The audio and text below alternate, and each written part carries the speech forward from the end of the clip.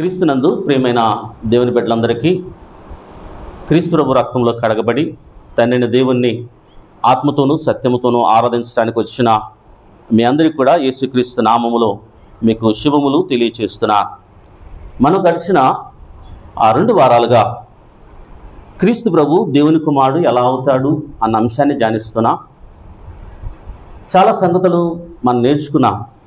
ఈ ప్రభు దినములో మరికొంత ముందుకు వెళ్ళాలని ఆశపడుతున్నా. ప్రతి క్రైస్తవునికి యేసుక్రీస్తు దేవుని కుమారుడు అన్న విశ్వాసం మీద ప్రతి క్రైస్తవ జీవితము కట్టబడి ఉంది. కాబట్టి ప్రతి ఒక్కరు కూడా క్రీస్తు ప్రభు దేవునికి కుమారుడు ఎలా అయ్యాడు అన్న సత్యాన్ని మనం నేర్చుకోవాలండి. ఎలా అయ్యాడని నేర్చుకోవాలి. మనం చాలా సంగతులను మనము జ్ఞాపకం చేశాం, చాలా సంగతులు నేర్చుకున్నా. కుమారుడు అవ్వాలంటే తల్లి గర్భమున పుట్టినవాడే కుమారుడు కాదు. అనగా ఈ లోకములో తల్లి గర్భాన పుట్టినవాడే కుమారుడు అనుకుంటాం. అయితే తల్లి గర్భాన పుట్టినవాడే కుమారుడు కాదు. కుమారుడు అవ్వాలంటే దత్తతను బట్టి కుమారుడు అవ్వచ్చు, ఆ వంశంలో పుట్టడం బట్టి కుమారుడు అవ్వచ్చు. ఇజ్రాయేలు ప్రజలను దేవుడు నా సంతానం అన్నాడు, నా కుమారుడు అన్నాడు. తండ్రి దేవుడు అండి.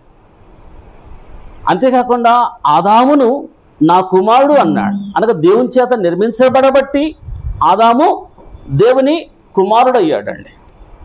మనందరము కూడా సత్యవాక్యం వలన మనందరూ కూడా దేవుని సంకల్ప ప్రకారము కనబడి మనందరూ దేవుని కుమారులు అయ్యాం. దేవుడు పరిశుద్ధ ఆత్మను మనలో ఉంచి మనందరినీ తన వారసులుగా, తన కుమారులుగా, కుమార్తెలుగా చేసుకున్నారు. అనగా మనము దేవునికి పుట్టలేదండి. వాక్యం ద్వారా ఆయన మనల్ని కన్నాడు. కాబట్టి వాక్య ప్రకారం మనం దేవునికి పిల్లలయ్యాం. అపోస్తలుడైన పౌలుకు తిమోతి కుమారుడు ఎలా అయ్యాడు? విశ్వాసాన్ని బట్టి కుమారుడు, నిజమైన కుమారుడు అంటాడు. విశ్వాసాన్ని బట్టి దేవునికి నిజమైన కుమారుడు అయ్యాడు తిమోతి అండి. దాని తర్వాత ఏలియాకు ఎలీషా కుమారుడు ఎలా అయ్యాడంట? నడిపించే విధానం బట్టి అండి. అనగా అనుసరించి నడిచే విధానం బట్టి ఏలియాకు ఎలీషా కుమారుడు అయ్యాడండి. కాబట్టి ఇలాగా గర్భమున పుట్టినంత మాత్రమున కుమారుడు కాదు, ఇలాగా అన్ని విధాల కుమారులు అవ్వచ్చు. అది మనం నేర్చుకున్నాం. రెండోదిగా క్రీస్తు ప్రభువు నిత్యత్వంలో కుమారుడా? నిత్యత్వంలో ఆయన కుమారుడుగా లేడండి. నిత్యత్వం ఎలా ఉన్నాడంటే దేవునిగా ఉన్నాడు, దైవత్వం కలిగిన వాడుగా ఉన్నాడు. అనగా తండ్రి దేవునితో పరలోక రాజ్యంలో నిత్యత్వంలో ఎలా ఉన్నాడంటే దేవునిగా ఉన్నాడు, దైవత్వం కలిగిన వాడుగా ఉన్నాడు. అంతేకాని కుమారుడుగా క్రీస్తు ప్రభు లేడండి. కాబట్టి నిత్యత్వంలో క్రీస్తు ప్రభు కుమారుడుగా లేడు, నేర్చుకున్నాం మనం. రెండవదిగా ఆయన జన్మించినప్పుడు కుమారుడుగా జన్మించాడు, దేవుని కుమారుడుగా. అది కూడా లేదండి. మరియతో గబ్రియలు దూత చెప్పిన సందర్భాన్ని జ్ఞాపకం చేసుకున్నా. ఆమె ఏమంటుందంటే సర్వోన్నతుని కుమారుడు అనబడుదువు అంటుందండి. తర్వాత నువ్వు దేవుని కుమారుడు అనబడును అంటుంది. అనగా అమ్మ నీ గర్భంలో దేవుని కుమారుడు జన్మిస్తాడు అని చెప్పలేదు గబ్రియలు దూత. నీ గర్భంలో కుమారుడు పుడతాడు, ఆయన సర్వోన్నతుని కుమారుడు అనబడతాడు, దేవుని కుమారుడు అనబడతాడు అని గాబ్రియలు దూత చెప్పినట్టు. ఆయన పుట్టుకతో ఆయన దేవుని కుమారుడుగా పుట్టలేదు ఈ లోకంలో అండి. క్రీస్తు ప్రభు అప్పటి నుంచి దేవుని కుమారుడుగా అనబడడం ప్రారంభమైంది. పాత నిబంధనలో ఆయన కుమారుడుగా లేడు. క్రొత్త నిబంధనలో అప్పటి నుంచి కుమారుడుగా అనడం ప్రారంభమైంది. యోహాను గారు అవుతేనేమి, పేతురు అవుతేనేమి, ఇంకా ప్రతి ఒక్కరూ దేవుని కుమారుడు తండ్రి దేవుని సాక్ష్యం అన్ని మనం చూస్తాం. దయ్యాలు కూడా యేసుక్రీస్తు దేవుని కుమారుడని సాక్ష్యం ఇచ్చిన మనం చూస్తాం. తర్వాత మూడోదిగా ఆయనను అనగా దేవుడు ఆయనను సృష్టించి తన కుమారుడుగా చేసుకున్నాడు అంటారండి. దేవుడు క్రీస్తు ప్రభువును సృష్టించి తన కుమారుడుగా చేసుకున్నాడు అంటాడు. అనగా సృష్టించిన దానికి ఏముంటుందమ్మా? ఆది ఉంటుంది, ఉనికి ప్రారంభం అవుతుంది. అయితే క్రీస్తు ప్రభువుకు ఆది లేదు, అంతమో లేదు. కాబట్టి ఆయన దేవుని చేత సృష్టించబడి కుమారుడుగా పిలవలేదు. మూడోదిగా జ్ఞాపకం చేసుకున్నా. తర్వాత ఆయన దేవదూతలలో ఒకడు అన్నాడు. హెబ్రీయులకు రాసిన పత్రిక మనం ధ్యానిస్తూ ఆయన దేవదూత కాదు అని నేర్చుకున్నాం. ఆయన దేవదూత కాదు. ఆ తండ్రి అయిన దేవుని సాక్ష్యమే మనం నేర్చుకున్నామండి. కాబట్టి ఇలాగా ఆయన కుమారుడుగా లేడండి. ఈ దినము గమనిస్తే ఆయన కుమారుడు ఎలా అయ్యాడు అంటే, అలా కుమారుడిగా ఎలా అయ్యాడు అంటే గ్రంథం ఏమని చెబుతుందంటే చాలా శ్రేష్టమైన సంగతి అండి. ఎలా ఆయన కుమారుడు అయ్యాడు అంటే, దావీదుతో దేవుడు చేసిన నిత్య నిబంధనను బట్టి, దావీదుతో దేవుడు చేసిన నిత్య నిబంధనను బట్టి క్రీస్తు ప్రభు దేవుని కుమారుడు అయ్యాడు. కానీ ఆయన గర్భమున పుట్టబడి దేవుని గర్భమున పుట్టబడి కుమారుడు కాలేదు. దేవుని చేత సృష్టించబడి కుమారుడు కాలేదు. దేవతలలో ఒక ప్రముఖుడిగా ఉంటూ కుమారుడు కాలేదండి. దేవుడు దావీదుతో చేసిన నిత్య నిబంధన, మార్చబడని వాగ్దానము, మార్చబడని నిబంధన, దావీదుతో దేవుడు ఈ మార్చబడని నిబంధన చేస్తాడండి. ఆ నిబంధన ప్రకారమే క్రీస్తు ప్రభువు దేవుని కుమారుడయ్యాడు. ఆ నిబంధన ప్రకారమే అండి. దేవునికి భార్య ఉండి కాదు, లేకపోతే దేవుడు దత్తత తీసుకొని కాదు, దేవుని చేత సృష్టించబడి కాదు. దావీదుతో చేసిన నిత్య నిబంధనను బట్టి మన నిత్య నిబంధనను జ్ఞాపకం చేసుకోబోయే ముందు, దావీదుతో నిబంధన చేయడానికి ముందు గమనించినట్లయితే దేవుడు అబ్రహామును పిలుస్తాడు. దేవుడు అబ్రహామును పిలుస్తాడండి. చూడండి, ఆ మాట మనం గమనించినట్లయితే దేవుడు అబ్రహాము ఆదికాండము 15వ అధ్యాయం క్షమించండి, ఆదికాండం 15వ అధ్యాయం అబ్రహాముతో దేవుడు అన్న మాటలను మనం అక్కడ చూస్తామండి. 15వ అధ్యాయము ఆదికాండము 15వ అధ్యాయం 13 నుంచి మనం చదివినట్లయితే చాలా శ్రేష్టమైన మాట అక్కడ మనం గమనించవచ్చు. 13 నుంచి చదివినట్లయితే, ఆయన అనగా తండ్రిని దేవుడు నీ సంతతి వారు తనది కాని పరదేశమందు నివసించి ఆ దేశపు వారికి దాసులుగా ఉందరు. వారు 400 ఏండ్లు వీరికి శ్రమ పెట్టుదురు. వీరు ఎవరికి దాసులవుదురో ఆ జనమునికి నేనే తీర్పు తీర్చుదును. తర్వాత వారు మిక్కిలి ఆశతో బయలుదేరి వచ్చెదరు. నీ క్షేమముగా నీ పితరుల యొద్దకు పోయేదవు, మంచి వృద్ధాప్యందు పాతి పెట్టబడదు. అబ్రహాముతో దేవుడు అంటున్నాడండి, ఈ మాటలు అంటున్నాడు. పై వచనాల్లో గమనిస్తే, అబ్రహామా నిన్ను ఇంకా నేను భయపడద్దు, నేను ఇంకా నిన్ను ఆశీర్వదిస్తాను అంటే, అబ్రహాం అంటే నేను సంతానం లేనివాడిని అయ్యా అని అన్నప్పుడు, ఎలియేజరే నాకు కుమారుడు అవుతాడు అన్నప్పుడు దేవుడు ఏమంటాడంటే, చూడండి ఇదిగో 3వ వచనం, నీవు నాకు సంతానం ఇవ్వలేదు కనుక నా పరిచారులు ఒకడు నాకు వారసుడు అని చెప్పగా యెహోవా వాక్యం అతని యొద్దకు వచ్చి, ఇతడు నీకు వారసుడు కాడు, నీ గర్భమున పుట్టబోవాడు నీకు వారసుడు అని చెప్పాను. మరియు ఆయన వెలుపలికి అతన్ని తీసుకుని వచ్చి, నీవు ఆకాశం వైపు తేరు చూచి నక్షత్రం లెక్కించుటకు నీ చేతనైతే లెక్కించుమని చెప్పి నీ సంతానమును అలాగా చేయదనని చెప్పాను. దేవుడు అబ్రహామును తీసుకువెళ్ళి పైన చూపిస్తాడు, నీ సంతానము ఆకాశ నక్షత్రములంతా నేను విస్తరింపజేస్తాను, నీ గర్భమున పుట్టినవాడు నీకు కుమారుడు అవుతాడు. అనగా ఆ కుమారుడి నుంచి నీ సంతానాన్ని లెక్క పెట్టలేనంత విస్తరింపజేస్తాను అన్నాడండి దేవుడు. అని అప్పుడు చెప్పినప్పుడే ఏమని చెప్తున్నాడంటే, వారందరూ 10వ వచనము, నీ సంతతి వారు తమది కాని పరదేశమందు నివసించి అంటాడు. అప్పుడే చెప్తున్నాడు, వీరు ఐగుప్తు దేశానికి వెళ్తారు, అక్కడ 400 సంవత్సరాల పైన బానిసలుగా ఉంటారు, అక్కడ బానిసలుగా ఉంటారు 400 పైన సంవత్సరాలు. చూడండి అదే అంటాడు, నీ సంతతి వారు నీ సంతతి తమది కాని పరదేశమందు నివసించి ఆ దేశపు వారికి దాసులుగా ఉందరు. వారు 400 ఏండ్లు వీరిని శ్రమ పెడతారు. అనగా యుక్తీలు 400 సంవత్సరాలు వీరిని శ్రమ పెడతారు. వీరికి ఎవరికి దాసులు అవుదురో ఆ జనముకు నేనే తీర్పు తీర్చుదును అని చెబుతూ, తర్వాత వారు మిక్కిలి ఆశతో బయలుదేరి వచ్చేదరు. నీవు క్షేమంగా నీ పెద్దలకు పోయేదవు, మంచి వృద్ధాప్యమందు పాతి పెట్టబడేదవు అని చెబుతూ కింద అండి, నీ 4వ తలపు వారు ఇక్కడికి మరలా వచ్చేదరని నిశ్చయముగా తెలుసుకున్నాము. అప్పుడే నీ సంతానాన్ని ఇంత అభివృద్ధి పరుస్తానని చెప్పి, వారు తమది కాని దేశంలో 800 సంవత్సరాలు బానిసలుగా ఉంటారంటే 400 సంవత్సరాలు. అప్పటికి వీళ్ళెవరు పుట్టలేదండి, ఇస్సాకు కూడా పుట్టలేదు. ఆయన దేవుడు చెబుతున్నాడు, ఇస్సాకు కూడా పుట్టనప్పుడు దేవుడు చెప్తున్నాడు, నీ సంతానమో ఎక్కడికి ఐగుప్తు దేశంలో బానిసలు అవుతారో, 4వ తరం వారు తిరిగి ఇక్కడికి వస్తారో దేవుడు చెప్తాడండి. అట్లాగా ఆ దేవుడు వాగ్దానంతో అబ్రహాముకు ఇస్సాకు పుడతాడు, ఇస్సాకు యాకోబు పుడతాడు. యాకోబుకి ఎంతమంది పిల్లలమ్మా? 12 మంది పిల్లలు. దీనా వచ్చేసి ఆడపిల్ల, 13 మంది పిల్లలు. ఈ యాకోబు 12 మంది పిల్లలలో యోసేపు ఐగుప్తు దేశానికి అమ్మబడతాడు. అక్కడ యోసేపు చాలా విస్తరిస్తాడండి. రాజు తర్వాత రాజుగా చాలామంది అవుతాడు.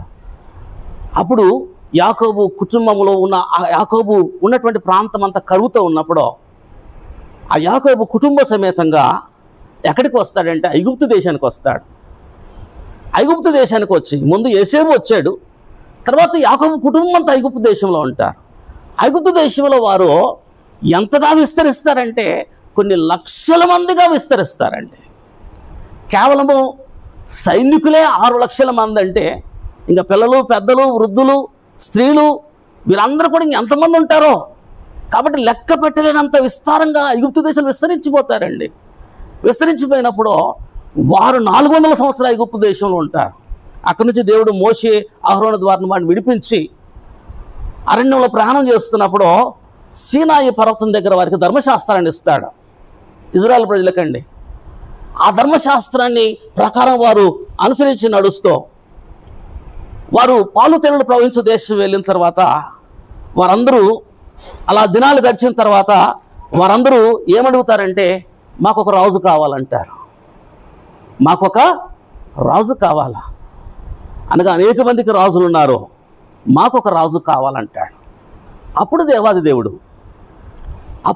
దేవుడు తన జనాంగమైనటువంటి ఇజ్రాయెల్ ప్రజలకు ఒక రాజును ఏర్పాటు చేయబోతున్నాడండి. ఆ అంశం మనం గమనించినట్లయితే ఆ అంశము చక్కగా మనకు కనిపిస్తుందండి. ద్వితీయోపదేశకాండము 17వ అధ్యాయం అందరూ తీద్దాం. ద్వితీయోపదేశకాండం 17వ అధ్యాయం.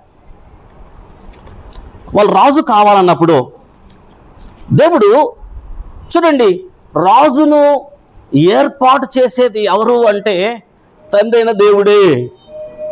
రాజును ఏర్పాటు చేసేది, వారు రాజు కావాలన్నప్పుడు రాజును ఏర్పాటు చేసేది తండ్రి అయిన దేవుడే. చూడండి, ద్వితీయోపదేశకాండము 17వ అధ్యాయము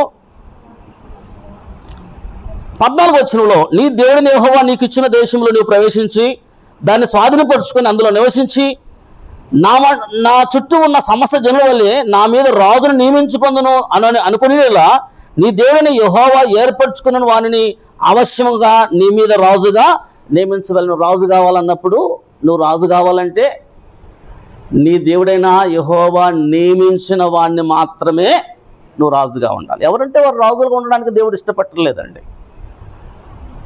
అనగా ఇజ్రాయెల్ ప్రజలకు రాజుగా ఉండాలంటే ఎవరు నియమిస్తారు ఆ రాజును అంటే దేవుడే నియమిస్తాడు. మనసులో పెట్టుకోండి, ఆ రాజును దేవుడే నియమిస్తాడు.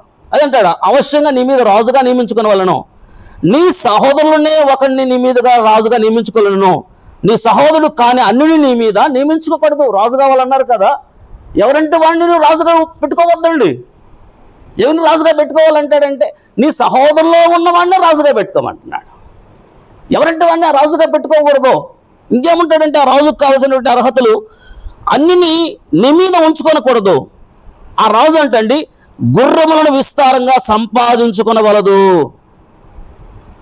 ఆనాడు ఐగుప్తు గుర్రాలంటే చాలా ప్రసిద్ధి అండి. కాబట్టి గుర్రములను ఎక్కువగా సమకూర్చుకోకూడదు అని మొదటి కండిషన్ పెడుతున్నాడు. అంతేకాకుండా ఏలయనగా యెహోవా మీద మీరు ఈ త్రోవను వెళ్ళకూడదని వారితో చెప్పాను.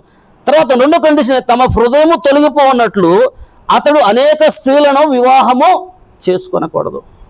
రాజు కావాలంటున్నారు, రాజుగా పెట్టుకోవాలంటే ఆ రాజుగా పెట్టే బాధ్యత ఎవరిదంటే తండ్రి అయిన దేవుడిదే. ఆ రాజుగా ఉండవలసినటువంటి వారికి పెడుతున్నటువంటి కండిషన్ అంటే ఎవరు ఆ రాజు ఎట్లా ఉండాలంటే ఎక్కువగా గుర్రాలు సంపాదించుకోకూడదు, ఎక్కువ మంది స్త్రీలను వివాహము చేసుకొనకూడదు. తర్వాత వెండి బంగారం అతడు తన కొరకు బహు విస్తారముగా విస్తరింపజేసుకొనకూడదు. వెండి బంగారాలు తన కొరకు సిద్ధం చేసుకోకూడదు. దేవుడు ఇస్తున్నటువంటి ఆజ్ఞ అండి, విస్తరింప చేసుకొనకూడదు. మరియు అతడు రాజసింహాసనం ఆశ్రయిన తర్వాత లేవీల యాజకుల స్వాధీనం ఉన్న గ్రంథమును చూచి ఆ ధర్మశాస్త్రం ఒక ప్రతిని తన కొరకు వ్రాసుకొనవలెను. చాలా శ్రేష్టమైన మాట అండి. దేవుడు ఇచ్చినటువంటి ధర్మశాస్త్ర గ్రంథాన్ని లేవీయులు యాజకుల దగ్గర తీసుకొని దాని ఒక కాపీని దగ్గర ఉంచుకోమన్నాడమ్మా. వాళ్ళ దగ్గర ఒక కాపీని దగ్గర ఉంచుకోమన్నాడా? ఏమన్నాడు అక్కడ? నీవు రాసుకొనవలెను అంటాడు. రాజుగా ఉండాలంటే ఊరికే కూర్చోవడం కాదండి. లేవీయులు యాజకుల దగ్గర దేవుడిచ్చిన ధర్మశాస్త్రం ఏం చేయాలంట? ఒక ప్రతిని రాసుకోవాలి. రాసుకుంటే కానీ మైండ్లోకి ఎక్కదండి. ఈరోజు మనకు బైబిల్ గ్రంథము ఊరికి ఇచ్చేస్తా ఉన్నారు. అదే ఎవరి బైబిల్ గ్రంథం వాళ్ళు రాసుకోమంటే ఎట్లుంటుంది? ఎవరి బైబిల్ గ్రంథం వాళ్ళు రాసుకోండి అంటే ఎట్లా ఉంటుందండి? కాబట్టి దేవుడు రాజుకి ఒక ఆజ్ఞ ఇస్తున్నాడు. ధర్మశాస్త్ర గ్రంథాన్ని రాసుకోవాలి, రాసుకొనవలెను అని చెబుతూ అది అతని వద్ద ఉండవలెను. తన రాజ్యమును తాను తన కుమారులు ఇజ్రాయేలు మధ్యన దీర్ఘాయుష్మంతుల కొరకై తాను తన సహోదరుల మీద గర్వించి ఈ ధర్మము విడిచిపెట్టి కుడికి గాని ఎడమకు గాని తాను తొలకగా ఉన్నట్లు తన దేవుడైన యెహోవాకు భయపడి ఈ ధర్మశాస్త్ర గ్రంథములన్నింటినీ ఈ కట్టడను అనుసరించి తన నడవ నేర్చుకున్నట్టుకు అతడు తాను బ్రతుకుదినని ఈ గ్రంథమును చదువుతుండవాలని. బ్రతుకు దినాలన్నీ కూడా రాజుగా ఉండేవాడు చదవాలి. కుడికి కానీ ఎడమ కానీ తొలిగిపోకుండా ఆ గ్రంథం ప్రకారం అనుసరించి నడవాలి. రాజ్య పరిపాలన గ్రంథం ప్రకారం ఉండాలి, ధర్మశాస్త్రం ప్రకారం ఉండాలి. దేవుడు ఆజ్ఞాపించాడు. అనగా ఇజ్రాయేల్ ప్రజలకు రాజు కావాలన్నప్పుడు ఆ రాజును ఏ రాజు నియమించినా అది దేవుడే నియమిస్తాడు. మనసులో పెట్టుకోండి. ఏ రాజు అయినా కూడా అదే అంటాడు. మనం 14 వచనంలో దేవుడు యెహోవా ఏర్పరచు వానిని అవశ్యముగా నీ మీద రాజుగా నియమించు. నీ దేవుడు యెహోవా ఏర్పరచు వానిని మనసులో పెట్టుకోండి. ఎవరంటే వారిని మీరు రాజులుగా పెట్టుకోకూడదు. మీ దేవుడైన యెహోవా ఎవరిని నియమిస్తాడో నిర్ణయిస్తాడో వాడిని రాజుగా పెట్టుకోవాలి. ఆ రాజుకి ఇలాంటి అర్హతలు ఉండాలి. తర్వాత రెండవ సంగతి గమనించినట్లయితే రాజును నియమించేది దేవుడే. తర్వాత ఆ సింహాసనం ఎవరిది? ఆ సింహాసనం ఎవరిది అంటే చూడండి, ఆ మాట కూడా మనం చూస్తామండి. మొదటి దినవృత్తాంత గ్రంథంలో 29వ అధ్యాయం, మొదటి దినవృత్తాంత గ్రంథంలో 29వ అధ్యాయం. దయచేసి అందరికీ ప్రతి భాగము చాలా శ్రేష్టమైనది, అమూల్యమైనది. ప్రతి భాగం కూడా మనకు చక్కగా దేవుని వాక్యాన్ని నేర్పించే భాగం అండి. మొదటి దినవృత్తాంత గ్రంథము 29వ అధ్యాయము 23వ వచనం, 23వ వచనం. అప్పుడు సొలొమోను తన తండ్రి అయిన దావీదుకు మారుగా ఎవరి సింహాసనం మీద కూర్చున్నాడంటమ్మా? ఎవరి సింహాసనం చెప్పాలా? సింహాసనం ఎవరిది? యెహోవాది సింహాసనం. రాజుని ఎవరు నియమిస్తారు? యెహోవా దేవుడు నియమిస్తాడు. సింహాసనం ఎవరిదంటే యెహోవాది సింహాసనం అండి. అదే మాట చూద్దాం. అదే దినవృత్తాంత గ్రంథంలో మొదటి దినవృత్తాంత గ్రంథము 28వ అధ్యాయము 5వ వచనం కూడా మాట చూద్దాం. అన్న చదవన్నా 28వ అధ్యాయం 5వ వచనం.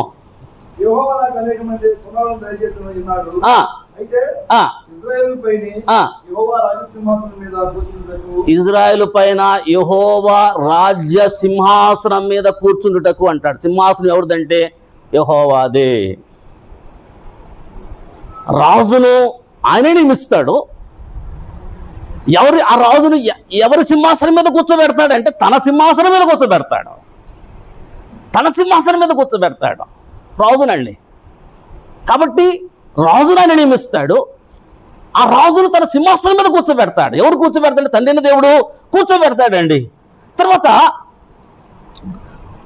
అలాగా దేవుడు నియమించి మొట్టమొదటిగా రాజుని సౌలును ఏర్పాటు చేసుకుంటాడు. మొదటి రాజుని ఎవరమ్మా?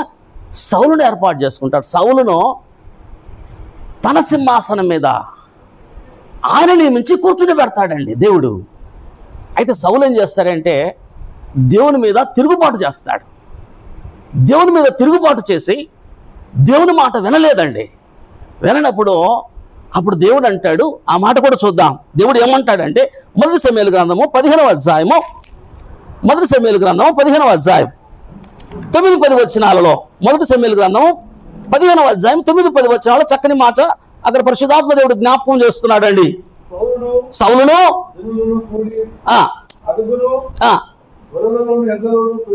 15:28 చూడండి. 15:28 చూడండి. 15:28 28. అప్పుడు సమూయేలు అప్పుడు సమూయేలు అతనితో ఇట్లనెను,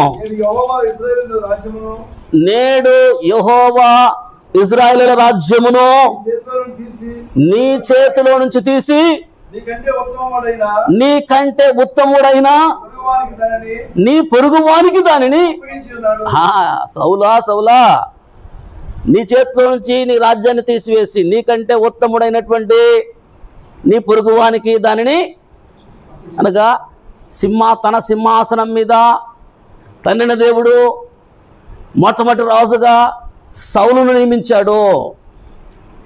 సౌలు దేవుని మాట విననప్పుడు ఆ రాజ్యమును తీసివేసి ఆ రాజ్యమును దావీదుకు ఇచ్చాడండి. దావీదుకు ఆ సింహాసనం మీద దావీదును దేవుడు కూర్చుండబెట్టాడు. అప్పుడు దావీదు ఒక్క విషయంలో తప్ప దేవునికి హృదయానుసారుడుగా జీవించాడండి. దేవునికి ఇష్టానుసారుడుగా జీవించాడు. బుద్ధిమంతుడు. దేవుడు ఇచ్చిన ధర్మశాస్త్రం ప్రకారము రాజ్యాన్ని పరిపాలించాడు దావీదండి. మిగిలిన రాజులందరికీ దావీదు మహారాజు ఒక మోడల్ రాజు అండి. ఒక మోడల్. రాజ్య పరిపాలన ఎలా చేయాలి, దేవుని దృష్టిలో మనం ఎలా ఉండాలి అంటే దావీదును చూసి నేర్చుకోవాలి. ప్రతి రాజు దగ్గర ఏమంటాడంటే తండ్రి అయిన దావీదు అనుసరించిన మార్గమున ఇతను అనుసరించిన అని మాట చూస్తాం. మనం బైబిల్ చదువుతున్నాం. మనం ఆ బైబిల్ స్టడీలో ప్రతి రాజు తండ్రి అయిన దేవుడు అని దావీదు అనుసరించకపోతే వాడు భ్రష్టుడైపోతున్నాడు. అనుసరించినట్లయితే అతను చాలా దీవించబడుతున్నాడు. కాబట్టి ప్రతి రాజు దగ్గర దావీదు మహారాజును ఒక మోడల్గా ఉన్నట్లు మనం చూస్తాం. అందుకే అంత శ్రేష్టమైన వాడండి దావీదు మహారాజు. ఒక్క విషయంలో తప్ప దేవుడే అంటాడు, ఒక్క విషయంలో తప్ప అంటాడు. దేవుడే అంటాడండి తన భక్తుడైన దావీదు గురించి. కాబట్టి దేవునికి దావీదుకి అంత అన్యోన్య సంబంధము, అవినాభావ సంబంధము, శ్రేష్టమైన సంబంధం ఉందండి. అలాంటి దావీదుతో నిత్య నిబంధన చేస్తున్నాడు దేవుడు. అలాంటి శ్రేష్టమైన దావీదుతో నిత్య నిబంధన చేస్తున్నాడు. అనగా మారిపోయే నిబంధన కాదు, మార్చబడే నిబంధన కాదు, ఇది నిత్య నిబంధన అంటాడండి. ఏమంటున్నాడంటే నాతాను ప్రవక్తను పంపించి దావీదుతో మొదటి 2వ సమూయేలు గ్రంథము, ఇప్పుడు మనం చదువుకున్న పాఠ్యభాగం 2వ సమూయేలు గ్రంథము 7వ అధ్యాయము దావీదుతో అనేక మాటలు చెబుతూ 7వ అధ్యాయం 12వ వచనంలో నీ దినములు సంపూర్ణమైనప్పుడు, అనగా నీ దినములన్నీ కూడా పూర్తయిన తర్వాత, దాన్ని ఇంకా క్లియరెన్స్ ఇస్తుందండి. నువ్వు నీ పితరులతో కూడా నిద్రించిన తర్వాత అంటాడండి. అనగా నువ్వు నీ పితరులతో కూడా నిద్రించిన తర్వాత నీ గర్భము నుండి వచ్చిన నీ సంతతిని హెచ్చించి, నువ్వు చచ్చిపోయిన తర్వాత నీ గర్భము నుంచి ఒక సంతతి వస్తుంది, ఆ సంతతిని నేను హెచ్చిస్తాను. దావీదు బ్రతికున్నప్పుడు పుట్టిన కుమారుడు సొలొమోను. దావీదు బ్రతికున్నప్పుడు పుట్టిన కుమారుడు సొలొమోను. అయితే దావీదు చనిపోయిన తర్వాత, పితరులతో కూడా నిద్రించిన తర్వాత ఒక కుమారుడు పుడతాడు, ఒక సంతతి అవుతాడు. ఆ కుమారుడు అంటాడు, ఆ సంతతిని నేను హెచ్చించి అతని రాజ్యమును నేను స్థిరపరచదను అంటాడండి. నువ్వు నిద్రించిన తర్వాత నీ గర్భంలో, అనగా నీ వంశంలో, నీ గర్భంలో ఒక కుమారుడు పుడతాడు. అతని రాజ్యమును గమనించండి, అతని రాజ్యము నేను స్థిరపరుస్తాను. అతడు నా నామ ఘనత కొరకు మందిరమును కట్టిస్తాడు. సొలొమోను కాదండి, సొలొమోను భౌతిక మందిరం కట్టాడు. భౌతిక సంబంధమైన మందిరం యెరూషలేములో 36 సంవత్సరాలు సొలొమోను కట్టాడు. అయితే దావీదు నిద్రించిన తర్వాత పుట్టబోయేది ఎవరంటే క్రీస్తు ప్రభువు. ఆ క్రీస్తు ప్రభువుకి ఏమని చెబుతున్నాడంటే, క్రీస్తు ప్రభు గురించి ఏమని చెప్తున్నాడంటే, అతని రాజ్యమును అతనికి నేను స్థిరపరుస్తాను. దేవుడు వాగ్దానం చేస్తున్నాడు. దావీదు నువ్వు నిద్రించిన తర్వాత నీ సంతానం నుంచి ఒక సంతానం పడుతుంది, అతని రాజ్యాన్ని నేను స్థిరపరుస్తాను. అతడు నా నామ ఘనత కొరకు ఒక మందిరమును కట్టించాను. క్రీస్తు ప్రభు కట్టిన మందిరం ఏంటంటే జీవం గల దేవుని సంఘము. అతడు నా నామము కొరకు అతని మందిరము కడతాడు అని చెబుతూ అతని సింహాసనము నేను నిత్యముగా, ఎవరి వాగ్దానం, దేవుడు నిబంధన చేస్తున్నాడండి. నిత్య నిబంధన, నిత్యము స్థిరపరుస్తాను. ఒక రాజ్యం ఊహ అంటే ఇజ్రాయెల్ యూదా ప్రజలలో రాజులు దాదాపు 40 మంది రాజులు 39 మంది రాజులు పరిపాలించారు. వాళ్ళు ఎక్కువ అంటే 55 సంవత్సరాలే. ఒక సింహాసనం కూర్చి ఎక్కువ అంటే 50 సంవత్సరాలు పరిపాలించాడు. అంతకంటే ఎక్కువ పరిపాలించలేదండి. అయితే క్రీస్తు ప్రభువు అతని సింహాసనం ఎప్పుడు ఉంటుందంటే నిత్యం ఉంటుందంటండి. అతని సింహాసనం నిత్యం ఉంటుంది. అతడు నా నామఘనత కొరకు ఒక మందిరం కడతాడు. ఇంకేమంటాడంటే సింహాసనం నిత్యం ఉంటుంది అని చెబుతూ ఇక్కడ వాగ్దానం చేస్తున్నాడు. నేను అతనికి, చదవండి అందరూ చదవండి ఆ మాట, నేను అతనికి తండ్రి ఉందును, అతడు నాకు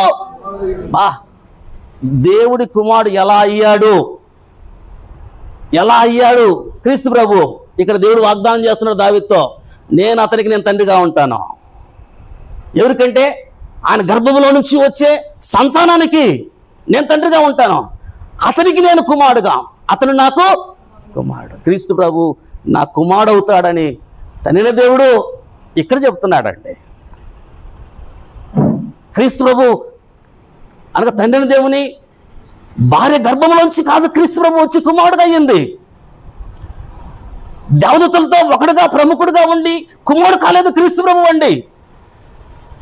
దేవుని చేత సృష్టించబడి కుమారుడు కాలేదు క్రీస్తు ప్రభువు. కుమారుడు ఎలా అయ్యాడు? దావీదుతో చేసిన నిత్య నిబంధన. దావీదు అంటున్నాడు, అతనికి నేను తండ్రి ఉంటాను, అతను నాకు కుమారుడు అంటాడు. అతనికి సింహాసనం, ఏ సింహాసనం? యెహోవా సింహాసనం ఇస్తున్నాడు. అతని రాజ్యం నిత్యము స్థిరపరుస్తానంటున్నాడు. ఇంకా కింద వచనాలు గమనించినట్లయితే చూడండి, ఆ మాట గమనించి చూడండి, 15 వచనంలో, నిన్ను స్థాపించుటకై నేను కొట్టివేసిన సౌలుకు నా కృప దూరమైనట్టు అతనికి నా కృపను దూరము చేయను. నీ మట్టుకు నీ సంతానము నీ రాజ్యం నిత్యము స్థిరపరచుదును, నీ సంతానము నిత్యము స్థిరపరచబడును అనెను. నీ సింహాసనము నిత్యము అనగా రాజ్యము, నీ రాజ్యము నిత్యము స్థిరమగును. ఆయన రాజ్యము నిత్యం ఉంటుందంట, ఆయన సింహాసనము నిత్యము స్థిరపరచబడుతుంది. నిత్యము అంటే చూడండి, కీర్తన గ్రంథము 87వ అధ్యాయం, అందరూ తీద్దాం. 89వ అధ్యాయం, క్షమించండి, కీర్తన గ్రంథం 89వ అధ్యాయం ఒకసారి చూద్దాం అందరం కూడా.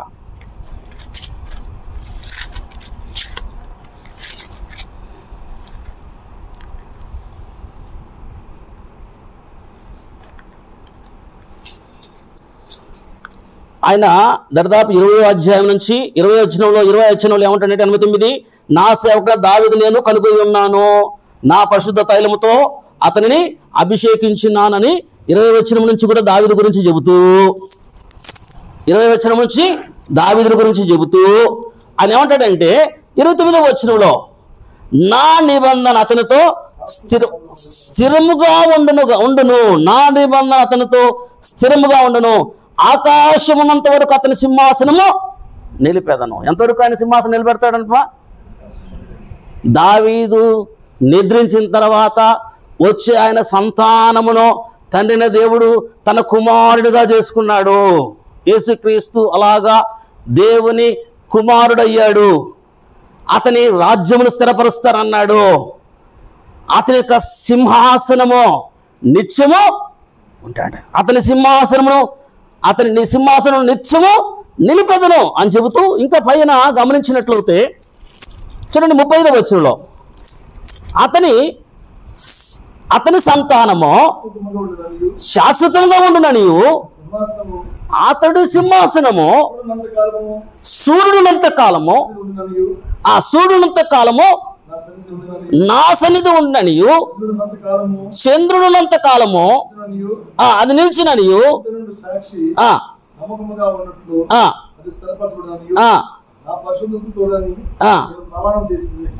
నా పరిశుద్ధత తోడని నేను ప్రమాణము చేసి. నిత్య నిబంధన దావీదుతో తండ్రిన దేవుడు చేస్తున్నాడండి. అతని సింహాసనము నిత్యము స్థిరపరుస్తానంటాడు. కాబట్టి అలాగా ఆ కింద వచ్చిన అంటాడు, దావీదుతో నేను నేను నిబంధన చేశాను, దావీదుతో నేను అబద్ధము ఆడను. ఎంత చక్కని నిబంధన! సూర్యుడునంత కాలము, చంద్రుడునంత కాలము, శాశ్వత కాలము క్రీస్తు ప్రభు సింహాసనం ఉంటుంది, క్రీస్తు ప్రభు రాజ్యం ఉంటుంది. కనుక ప్రియ దేవుని బిడ్డలారా, దేవుడు దావీదుతో ఈ నిత్య నిబంధన చేశాడు. మనందరికీ ఒక అనుమానం వస్తుందండి. దావీదు కుమారుడు సొలొమోను ఆ సింహాసనం మీద కూర్చోబెట్టింది దేవుడు, యెహోవా సింహాసనం మీద. ఆ సింహాసనం మీద ఎవరైతే కూర్చుంటారో వారందరూ కూడా దేవుని కుమారులు. సింహాసనం మీద కూర్చునే వారందరూ కూడా దేవుని కుమారులు. అనగా దావీదుతో చేసిన నిబంధనను బట్టి భౌతికంగా సొలొమోను కూర్చున్నాడు. తర్వాత ఇజ్రాయెల్ రాజులు, యూదా రాజులు మొత్తం కలిపి దరిదాపుగా 39 మంది రాజులు ఆ అన్యులు ఎవరు కూర్చోలేదండి. అన్యులు ఎవరు యెహోవా సింహాసనం మీద ఎవరు కూర్చోలేదు. ఆఖరి ప్రయత్నం జరిగింది కొన్యా దగ్గర. అయితే దేవుడు దాన్ని నెరవేరనేయలేదండి ఆఖరణ. కాబట్టి 39 రాజులు ఆ సింహాసనం మీద కూర్చున్నారు. సొలొమోను భౌతిక సంబంధం రాజ్యము సొలొమోనుది భౌతిక సంబంధం సింహాసనము. సొలొమోను ప్రజలు భౌతిక సంబంధం ప్రజలు, ఇజ్రాయేలు ప్రజలండి. క్రీస్తు ప్రభు రాజ్యము, ఆయన సంఘము శాశ్వతమైనది. అది ఆయన సింహాసనము నిరంతరం ఉంటుంది. సొలొమోను సింహాసనం నిరంతరం ఆయన కొన్ని సంవత్సరాలు పరిపాలించాడు. అయితే క్రీస్తు యుగయుగములు పరిపాలిస్తాడు. ఆయన సింహాసనము యుగయుగములు నిలుస్తుంది, నిత్యము నిరంతరం నిలుస్తుంది. తర్వాత క్రీస్తు దేవుని కుమారుడుగా ఆయన సింహాసనం మీద నిత్యము రాజ్యపాలన చేస్తాడు. కాబట్టి ప్రియమైన బిడ్డలారా, ఎలా అయ్యాడు క్రీస్తు ప్రభు దేవుని కుమారుడు అంటే, ఎలా అయ్యాడు దేవుని కుమారుడు అంటే, వాగ్దానమును బట్టి క్రీస్తు ప్రభు దావీదుతో చేసిన నిత్య నిబంధనను బట్టి క్రీస్తు ప్రభు దేవునికి కుమారుడు అయ్యాడు. దేవుని యొక్క ఉద్దేశం గమనించినట్లయితే ఆ సింహాసనం మీద కూర్చున్న ప్రతి ఒక్కరండి నీతి న్యాయములతో పరిపాలించాలని దేవుడు ఇష్టపడి ఆ సింహాసనాన్ని ఇచ్చాడు రాజులందరికీ. నీతి న్యాయములు అనుసరించి పరిపాలించాలని. ఆ మాట కూడా చూద్దాం మనము. చక్కని మాట అక్కడ మనం గమనించగలమండి. కీర్తన గ్రంథము 97వ అధ్యాయం 2వ వచనం. కీర్తన గ్రంథం 97వ అధ్యాయం 2వ వచనం. దేవుని యొక్క ఉద్దేశము 97వ అధ్యాయం 2వ వచనం.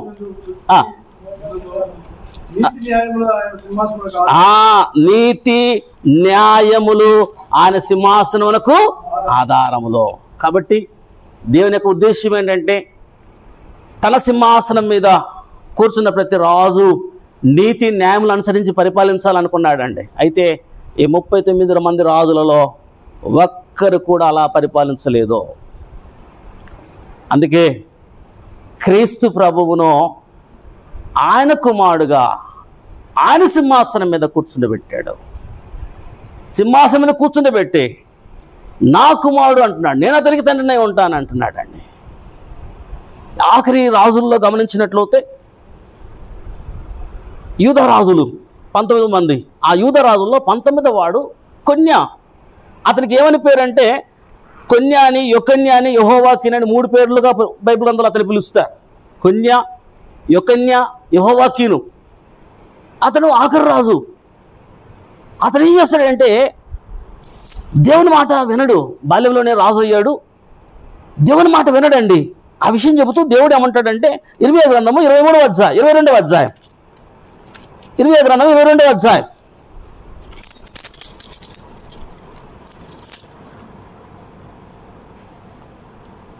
22వ అధ్యాయం 21 నుంచి గమనిస్తే నీ క్షేమ కాలములలో అనగా ఆ కొన్యా అనే రాజుతో దేవుడు క్షేమ కాలంలో నేను మాట్లాడి తిని కానీ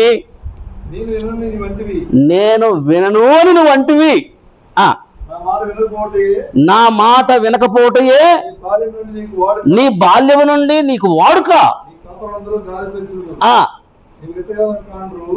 చూడండి 24వ వచనంలో యెహోవా సెలవిచ్చింది ఏమనగా, యూదా రాజుని యెహోవాకీము కుమారుడు కొన్యా నా కుడి చేతికి శిఖా ఉంగరముగా ఉండినను దాని మీద నుండి నిన్ను ఊరదీసేదనని వాడితో ప్రమాణము చేస్తున్నాను. దేవుని మాట వినకపోవడము ఈ కొన్యానే రాజుకు వాడుకండి. బాల్యం నుంచి వాడుక లెక్క చేసేవాడు కాదు. దేవుడు అంటే, దేవుడి మాటలంటే, దేవుడే సింహాసనం ఇచ్చి కూర్చొని పరిపాలించమంటే లెక్క చేసేవాడు కాదు కొన్యా అండి. అప్పుడు దేవుడు ఏమంటున్నాడంటే, కొన్యా 28వ వచనం అండి, దయచేసి అందరూ చూడండి.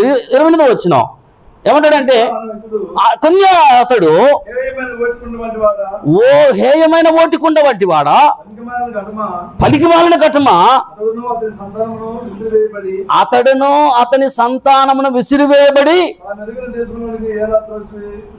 తామెరుగని దేశంలోనికి ఎలాగో త్రోసివేడిరి. దేశమా అక్కడ అంటాడు, దేశమా దేశమా యెహోవా మాట విను అనగా కొన్యా మీద చాలా కోపంతో కొన్యాని కూడా పిలవకుండా దేశమా దేశమా అంటూ పిలుస్తూ ఏమంటున్నాడంటే, యెహోవా ఇలాగ సెలవిస్తున్నాడు, సంతానహీనుడు అనియు, కొన్యాని ఏమంటాడంటే అమ్మ సంతానహీనుడనియు తన దిల్లదెమ్మలో వర్ధిల్లని వాడనియు ఈ మనుషుని గురించి వ్రాయుడి అనగా సంతానము లేనివాడు కొన్య తర్వాత ఇంకా ఎవ్వరు కూడా యెహోవా సింహాసనం మీద కూర్చోలేదు, ఒక క్రీస్తు ప్రభువు తప్ప. 39 రాజులలో ఆఖరి రాజు కొన్య. ఆ కొన్య ఆఖరి రాజు దేవునికి వ్యతిరేకంగా ఉన్నాడు కనుక నువ్వు ఇక సంతానహీనుడు అంటున్నాడు దేవుడు అండి. నీ దినములను వర్ధిల్లు అంటున్నాడు.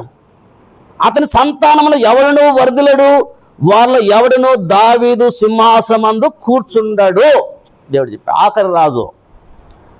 ఇంక దాని తర్వాత రాజవంశము అనగా ఇజ్రాయెల్ యూదా రాజవంశము కొనసాగలేదండి.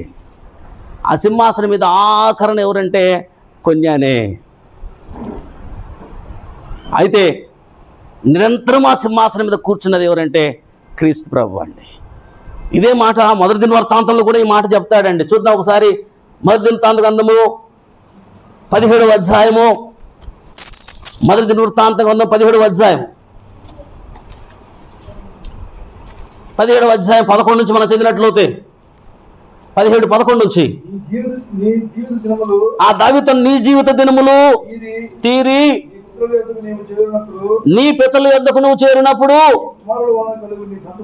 నీ కుమారుని వల్ల గల నీ సంతతిని నేను స్థాపన చేసి అతని రాజ్యమును స్థిరపరిచెదను, అతడు నా కొరకు మందిరము కట్టించును, అతని సింహాసనం నేను నిత్య స్థాపన చేసేదను, నేను అతనికి తండ్రి ఉందును, నాకు అతడు కుమారుడు. ఇక్కడ కూడా సేమ్ అదండి. దావీదును నిద్రించిన తర్వాత క్రీస్తు గురించిన మాటలు అక్కడ గమనించవచ్చండి. కాబట్టి ఇప్పుడు దేవుని బిడ్డలారా, క్రీస్తు ప్రభు దేవునికి కుమారుడుగా ఎలా అయ్యాడో దావీదుతో దేవుడు చేసిన నిత్య నిబంధనను బట్టి దావీదు సింహాసనమందు క్రీస్తు ప్రభువును కూర్చుండబెట్టి నేను తండ్రినై ఉంటానో అతడు నాకు కుమారుడై ఉంటాడు అని దేవుడు దావీదుతో చేసిన నిత్య నిబంధనను బట్టి క్రీస్తు ప్రభు దేవుని కుమారుడయ్యాడు. దీనికి కొన్ని రుజువులు, అది నెరవేర్పు. దేవుని చిత్తం అయితే మరలా మనం ధ్యానిద్దాం. దేవుడి చిన్న మాట మన విడికిలో దీవించి ఫలింపచేయును గాక.